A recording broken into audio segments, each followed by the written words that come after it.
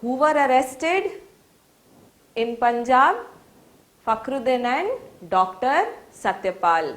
So to protest against their arrest and also to celebrate the festival of Baisakhi, thousands of people had gathered where? At a park called the Jallianwala Bagh. So they have gathered at the park when? On April 13th, 1919 to celebrate Baisakhi and also to protest against the arrest of Dr. Satyapal and Fakhruddin. But what did they do? The park had only one exit. On the other side it was covered with buildings. General Dyer was the military commander and he ordered his soldiers to fire at the peaceful gathering of people. Look students, this is how the unarmed people at Jallianwala Bagh, they were killed. So many protesters died and many of them were injured. Because of this violence, Dr. Rabindranath Tagore surrendered his knighthood. This became the main reason, students, for the launch of a movement. Now there's going to be a mass protest. Indians across are going to get involved. This movement is called the non-cooperation movement. It was led by Gandhi ji. Later, Udham Singh, a revolutionary, killed General Dyer in England. So a revolutionaries, we studied about revolutionaries in the previous chapter. He killed General Dyer in England. Just in 2019, when 100 years of Jallianwala Bagh massacre took place, the British Prime Minister came and apologized for the deeds of General Dyer. Now let's look at Khilafat movement, students. So what is this Khilafat? What is this all about? So in Turkey, like how the Christians have Pope. Pope is their main head. For Muslims, it is the Caliph. Now what happened was, Turkey was occupied by the British. So Caliph, who was like the king and who was also the religious or the spiritual head for the Muslims, he was removed from power. So Muslims all over the world were agitated. So at this point of time, Gandhiji was leading the non-cooperation movement. He told the Muslims of India as well that we are all anyway protesting against the British rule. We will support the Khilafat cause. You all come and join the non-cooperation movement. And then the movement was called the Khilafat movement. Now students, let's go into understanding. So the sultans of Turkey were also called the religious leaders of Turkey and were called as the Caliph. For one mark, who is Caliph? Very important. During the World War I, the British harassed the Caliph and this was widely protested by Muslims of the world. In India, there were two, Muhammad Ali and Shaukat Ali, two brothers. Again, their names are very important. Muhammad Ali and Shaukat Ali. They started the Khilafat movement to support Turkey in the year 1919. Gandhiji believed, what did he believe? That the British would withdraw if Hindus and Muslims were united in their fight. Hence, he said, we will give Khilafat movement complete support and they can come and become a part of the Congress. This was a movement wherein both Hindus and the Muslims participated nationwide in protest. A commonly asked question in the exam, in which moment were the Hindus and Muslims united? In Khilafat movement. Now let's look at non-cooperation movement. The Congress passed a resolution to hold a non-cooperation movement. So we saw Rowlatt Act happened. To protest, there was Hartal and there was the arrest of the leaders of Fakhruddin and Satyapal, and then there was the Jallianwala Bagh massacre. Rabindranath Tagore has surrendered his knighthood And because of such violence that took place at Jallianwala Bagh, it is decided to start the non-cooperation movement. And to unite the Muslims, they will be supporting the Khilafat cause as well. So Khilafat movement, which is already there, will now merge, will become one with the non-cooperation movement. So the Congress, the Indian National Congress that was formed in 1885, it passed a resolution. Resolution means its willingness. It made a decision that it will now launch the non-cooperation movement. In its special convention or a meeting or a conference that was held in Calcutta on September 4th, 1920. What did it aim at? It aimed at educating the people about the British for their brutal killing and also preventing Jallianwala Bagh like incidents in the future, apart from just opposing the British rule. Apart from withdrawing Rowlatt Act, so the main demand of the non-cooperation movement was remove this Rowlatt Act. They also had some more demands. What were the other demands? They wanted reforms in the political system which would lead to complete Swarajya. They wanted India to be ruled by Indians. They wanted Swarajya. So students in non-cooperation movement, what were the programs they followed? They boycotted schools, colleges and courts. So they were like, don't go to the government schools and colleges, go to Indian schools and colleges. Boycotting elections to regional legislative bodies held according to 1919 Act. Don't stand for elections, don't vote in the elections, so boycott the elections. Returning all honours and medals given by the British like knighthood, the title of Sir and so on. Nominated members to the local bodies resigning from their membership. Boycotting government functions, boycotting all foreign goods. The major developments that took place in the non-cooperation movement, a question asked almost every year, students, you all should learn. Let's look at it. Many lawyers, so what did they say? Lawyers give up their jobs. Students, don't go to the schools of British, go to Indian schools. So let's see how did Indians react. Many senior lawyers like Deshabandhu Chittaranjan Das, Motilal Nehru, Rajendra Prasad left their legal practices. Students boycotted schools and colleges. Congress boycotted the elections for regional bodies which were held under the 1919 Act by not naming any candidate for the election. Students, it was really simple.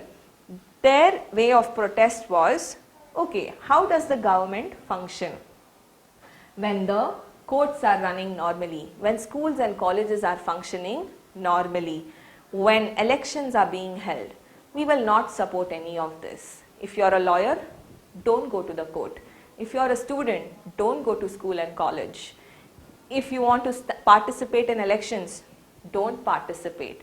How will the government function? So the name itself says non-cooperation. We will not cooperate with you to run the government until you fulfill the demands that we have.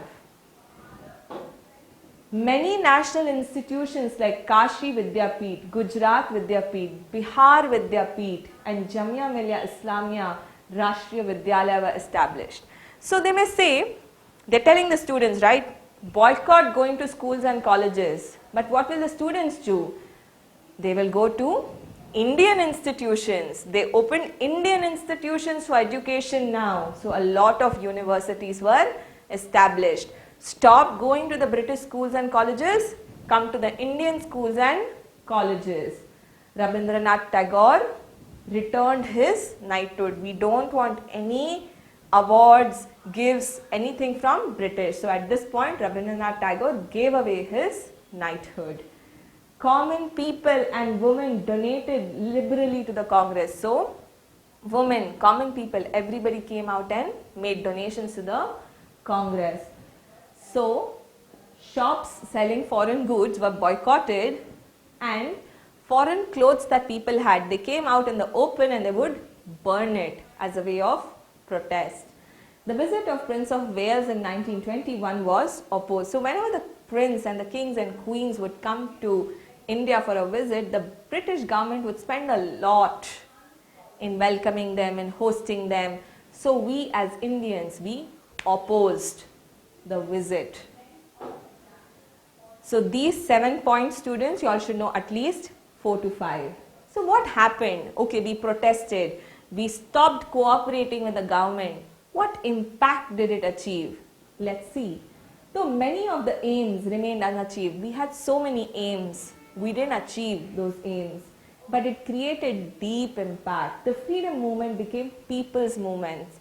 Until now, students, we saw in partition of Bengal, there was Swadeshi movement. Now, we saw non-cooperation movement. But in non-cooperation movement, compared to any of the earlier movements, people came out in great numbers to participate. So it went to becoming a people's movement. The Congress-led movement took some revolutionary turns. The Hindu-Muslim unity was achieved. It was temporary, but it was achieved. The national freedom went beyond the boundaries of cities. It was not just in big cities like in Calcutta and in Mumbai. It went to the rural villages. The attempts to remove untouchability, so to allow even the Dalits to become a part of this movement, to not practice untouchability, to welcome women to participate in the freedom movement, all of this were achievements of non-cooperation movement. For 2 mark students, a very, very important question. So a very easy way to describe it, talk about women, talk about untouchability being removed, talk about it becoming a people's movement, talk about it's going away from cities and now the village is also getting involved. So when you think of it like that, even writing your answer becomes very easy. But a very sad incident happened which led to ending the non-cooperation movement. On February 5th, 1922, a big group of around 3,000 farmers assembled in front of the police station. 22 policemen who were inside the police station, they died. They were burnt to death because of the fire. Such incidents kept repeating in many other places as well. Gandhiji realized that maybe the Indians are not ready for satyagraha. They are not ready for non-violence. So he realized due to lack of preparation and morality among the people to hold on to non-violent protests, he withdrew. He said, we are calling off the non-cooperation movement on February 12th, 1922. The British held Gandhiji responsible for all the violent uprising and arrested him on March 10th, 1922 and imprisoned him. Now Gandhiji has been put into jail for 6 years. He was released 2 years later because he became ill on grounds of ill health. He was released 2 years later. The decision of Gandhiji led to a lot of political vacuum. What is the meaning of political vacuum? There are so many leaders. Now the leaders have been arrested, put into jail. Is there any leader now? No, the space is empty. So that empty space is called political vacuum, a state where there is no leader, no political leader. And then Swaraj party was formed. What is the Swaraj party? Let us look at it. So the withdrawal of non-cooperation movement, it broke the heart, it disheartened the Congress men. Motilal Nehru and Chittaranjan Das advocated the withdrawal of boycott of legislative assemblies and re-enter the system again. So if you notice students, one of the ways of non-cooperation movement was, if there is elections, we will boycott, we will not participate in the election. But 2 congressmen, Motilal Nehru and Chittaranjan Das, they said, let us end the boycott of elections, let us enter the elections, let us win the elections, and then we only will be the lawmakers. We will make the law that suits the Indian demands. They proposed to enter the legislative assemblies and create impediments. If the government is trying to pass a law which takes away any freedom, we will protest, we will boycott, we will from inside the system not let them succeed. We will put blocks in their way. We will impede the lawmaking process, was their idea. They argued that this would strengthen the freedom movement. So they founded a party to stand in the elections with. It was called the Swaraj Party. It was founded in 1923. A very important question: who founded the Swaraj Party? When was it founded? It was founded in 1923 by Motilal Nehru and C.R. Das. In the same year, it got the permission to participate in the elections when the Congress National Convention was held in Delhi under the chairmanship of Abdul Kalam Azad. During the elections that were held in November 1923, they won 42 seats out of 101 seats available. So students, until now we have learned about Gandhiji, his early life, his going to South Africa, his coming back to India, and we learnt about the major achievements of Gandhiji. Then we studied about the Jallianwala Bagh massacre. We learnt about the non-cooperation movement and the Khilafat movement. Now students, we shall learn about the civil disobedience movement. Okay? So the British government appointed Simon Commission in 1927. So every 10 years, the British would appoint a commission because they want to make changes to the laws that are there. The commission was supposed to study the effects of Indian Government Act of 1919. So in 1919, an act called the Montagu-Chelmsford Act was passed, and this commission was to study what was the impact of this act. Is everything good? Do we need to make changes? Are the Indians happy? Are they unhappy? Is this beneficial for the British? And so on. So the Simon Commission arrived in India on Feb 3rd, 1928. The commission was welcomed with a lot of protests that said, Simon, go back. Simon, go back. Bands, hartals were organized in different places like Bombay, Lahore, Madras. Lala Lajpat Rai was a protester and he died in Lati charge in one such protest. This intensified the freedom struggle. The British government now put forth an indirect challenge to Indians. They said, oh, okay, you don't want Simon's commission to review the Montagu-Chelmsford reforms. You all want to come up with your own idea. Great, go ahead, welcome. So they put an open challenge to Indians that you all can come up with a constitution of your own in which you all can put whatever laws that you think are good for you all. But all Indians must unitedly agree that they are convinced or they are happy with this law. So they put a challenge. What was the challenge? It asked Indians to draft, to write, to come up with their own constitution that can be acceptable to all political parties and all communities. It could be a Hindu, a Brahmin, a Dalit, a Muslim, a Christian, the tribals, the workers, to all communities of India, it should be acceptable. This challenge was accepted. We took up the challenge by a committee headed by Motilal Nehru, the founder of the Swaraj Party and also the father of Jawaharlal Nehru, and they tabled a report. Even Gandhiji was in appreciation of the work done by Nehru Committee. So instead of Simon Commission, Nehru Committee headed by Motilal Nehru made the report. The Nehru report, what did it say? It advocated for dominion status for India along with internal federal structure. Students, let us take a minute to understand what is dominion status. What is dominion status? Dominion status means it's a colony under the British. So they are under the British rule, but they have been allowed to make their own government.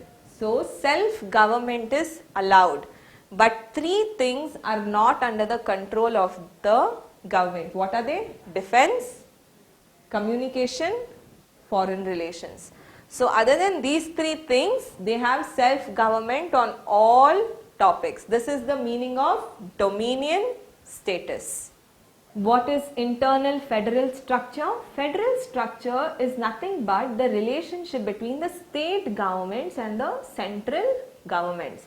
They wanted to have a federal structure where autonomy, independence and authority to make decisions on several topics like agriculture, water resources and so on was given to the state governments. So that is the meaning of internal federal structure. It recommended for the abolition of separate constituencies reserved for minority. So there were separate constituencies for minorities like Muslims, Anglo-Indians and so on. They wanted to abolish it, where full India is uniform in terms of elections. Creation of language-based regions. They wanted the states and the princely states, the way they were, to be reorganized on the basis of language, like all Kannada speaking people under one state, all Gujarati speaking people under one state, the way India is organized as of now. That was their demand at that time itself. They wanted to ensure human rights to Indians and implementation of democratic tradition, and many other recommendations were given. Students, you all should know at least 2 recommendations of the Nehru report. Later, the Labour Prime Minister. So like how in India we have political parties like JDS, BJP, Congress, so on, in United Kingdom also there were parties, political parties.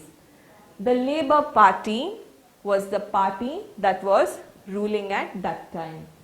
The Prime Minister from the Labour Party was Ramsay MacDonald. He held talks with the Viceroy and announced that the process of granting dominion status should be considered in earnest. He said, yes, if they are asking dominion status, we can give them, we can consider giving it to them with all seriousness. After this, another interesting development took place. What was that? In Lahore Congress Convention. So there was a meeting of Congress that took place at Lahore under the chairmanship of Jawaharlal Nehru. They adopted a resolution saying, no, we don't want dominion status anymore. We want Purna Swaraj. We want complete independence from the British rule. So this is a very important question, students, comes almost every year. What was the resolution? Purna Swaraj. It was under the chairmanship of Jawaharlal Nehru. Where did this convention take place? It took place in Lahore. So imagine, first the demand was dominion status. Later, when the Labour Prime Minister Ramsay MacDonald considered in all seriousness that we should consider giving dominion status, a change took place. Now we want Purna Swaraj. We don't want dominion status. January 26th, 1930 was declared as Indian Independence Date. Students, as of now, what do we celebrate on January 26th? We celebrate the Republic Day. The day of January 26th for the adoption of Indian Constitution was chosen because we had decided that January 26, 1930 would be the Indian Independence Day. So that's how these both dates are connected.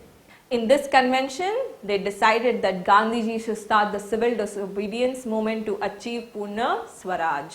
So students, to mark the importance of this date, we celebrate this day as Republic Day. It was the day the Constitution of India was adopted on January 26, 1950.